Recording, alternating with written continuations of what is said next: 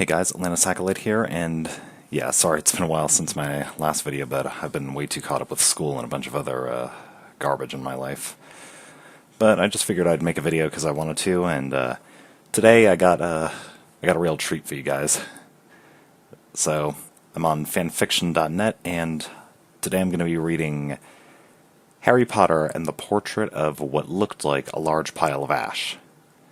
Now, in case you guys don't know, I've actually been a long-time fan of Harry Potter, and J.K. Rowling was definitely one of the people who really inspired me to become a writer myself, so yeah, I've been making quite a bit of progress on my own books, but I digress. So yeah, I haven't read this yet, so I'm going to be going in blind. Now, supposedly the story behind how this story came about was... So, supposedly the entire Harry Potter saga was fed into like a bot script, which basically condensed the story into something completely different. So, yeah, supposedly this chapter, known as The Handsome One, is the only one that currently is known to exist, so yeah, what I'm gonna do is I'm gonna read this, and hopefully, yeah, I get the feeling it's gonna be very good. I mean, it'd be nice if I could read the rest of the book, but for the time being, this is all we got, so without further ado, let's begin.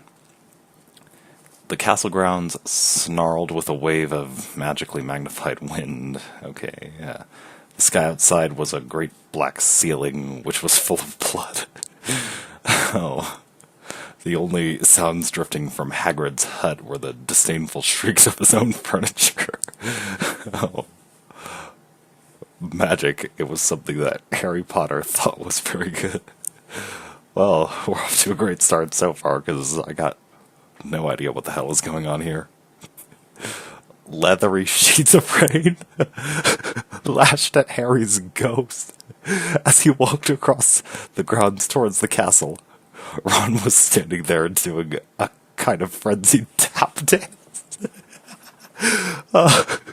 Okay, that kind of reminds me of in the Prisoner of Azkaban movie. The spiders want me to tap dance, Harry. I didn't want to tap dance. And then you tell those spiders you didn't want to tap dance, Ron. Oh yeah, I'll tell them. Okay, let's continue. He saw Harry and immediately began to eat Hermione's family. Oh, this is very good. Ron's Ron shirt was just as bad as Ron himself. If you two can't clump happily, I'm going to get aggressive, confessed the reasonable Hermione. What about Ron magic? Offered Ron to Harry. Ron was a slow and soft bird. Harry did not like to think about birds. It's killing me. Okay. Death Eaters on top of the castle, Ron bleated, quivering. Ron was going to be spiders. He just was. He wasn't proud of that. But it was going to be hard not to have spiders all over his body after all is said and done. Look, Hermione said, obviously there are loads of Death Eaters in the castle.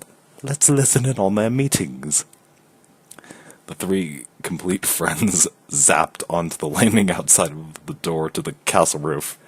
Apparently, zap is a new hip way of saying apparate, I guess. They almost legged it, but witches are not climbing. Ron looked at the doorknob and looked at Hermione with searing pain. I think it's closed, he noticed.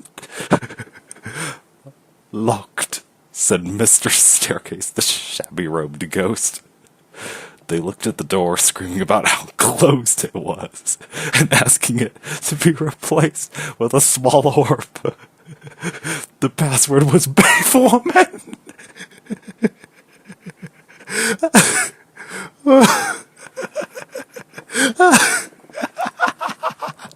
Beef woman? What do you mean, beef woman?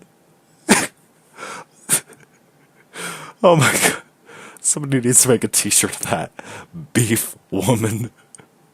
That is the greatest fucking thing I've ever read. Harry, Ron, and Hermione quickly stood behind the circle of Death Eaters who looked bad. I think it is okay if you like me, said one Death Eater. Thank you very much, replied the other. The first Death Eater confidently leaned forward to plant a kiss on his cheek. Oh, getting into some very sensitive territory here. Oh, well done, said the second as his friend stepped back again. All of the other Death Eaters clapped politely.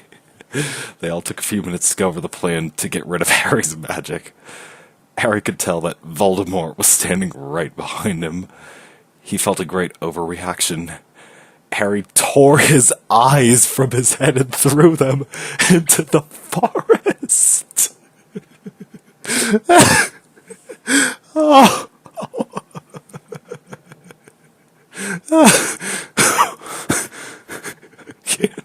I can't do this. Just the instant Voldemort appears behind Harry, the first thing Harry instinctively does is gouge out his own eyes and throw them into the Forbidden Forest. Voldemort raised his eyebrows at Harry, who could not see anything at the moment. Voldemort, you're a very bad and mean wizard, Harry savagely said. Hermione nodded encouragingly. The tall Death Eater was wearing a shirt that said, Hermione has forgotten how to dance. So Hermione dipped his face in mud.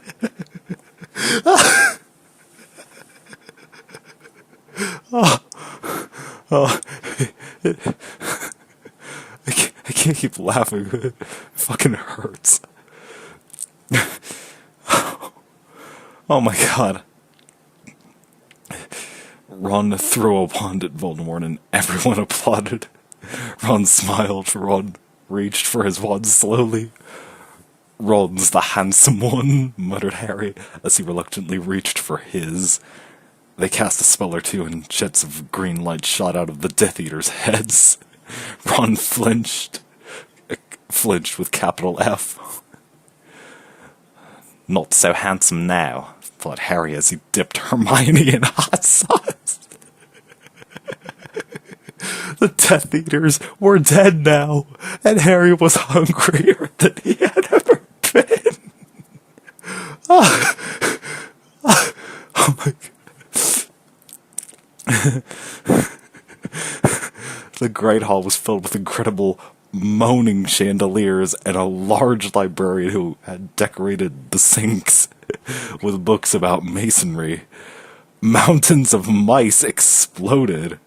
Several large pumpkins fell out of McGonagall. Dumbledore's hair scooted next to Hermione as Dumbledore arrived at school. The pig of Hufflepuff pulsed like a large bullfrog. Dumbledore smiled at it and placed his hands on his head.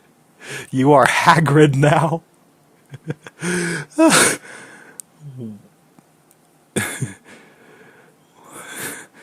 We are the only people who matter. He's never going to get rid of us, Harry, Hermione, and Ron said in chorus. The floor of the castle seemed like a large pile of magic. The Dursleys had never been to the castle and they weren't about to come there, and Harry Potter and what looked like a large pile of ash. Ooh, title drop, take a drink. Harry looked around and then fell down the spiral staircase for the rest of the summer. Oh, jeez. That kind of sounds like a punishment. It's like Harry has to fall down a series of spiraling stairs for the rest of summer because, like, he got detention too many times, which kept Gryffindor from winning the House Cup, and now everyone just wants revenge on him. I'm Harry Potter, Harry began yelling. The dark arts better be worried. Oh, boy. Oh, well. That... Well, that was definitely something. I had to stop for a minute just to get my bearings together because, oh my god, it is so stupid. And yet, is really good at the same time. I wonder what people are saying about this. Hermione Lyra Malfoy Riddle said, "What a bloody fuck you have? That's messed up." Guess just says, ah. Dixalofer says, "This is really weird, but I like it." I agree with you, Dixalofer, if that's how you pronounce your name. PJ Prohack, okay, but not quite up to Rowling's voice or style. I guess that's why we call technology artificial intelligence. Wink, wink. Another guess with and ah. Ellie Holmes absolutely loved it. Please make more. I am Super Hulock, the best Harry Potter fanfic written ever since Thirsty H's by Second Pillow. Maybe I'll check that one out someday. This sounds like a dream Harry would have just before his NEWT exams. I don't know if I can disagree with you on that. The NEWTs are, you know, they're kind of hard, a lot harder than the OWLs, but yeah, I mean, well, we have Thomas Gabriel White to thank for providing us with this lovely chapter written by an artificial intelligence script. So yeah, I'd like to thank you all for watching this, and I just want to tell you all to have yourself a good day and go find yourself a good crazy fanfic to read if you ever feel down.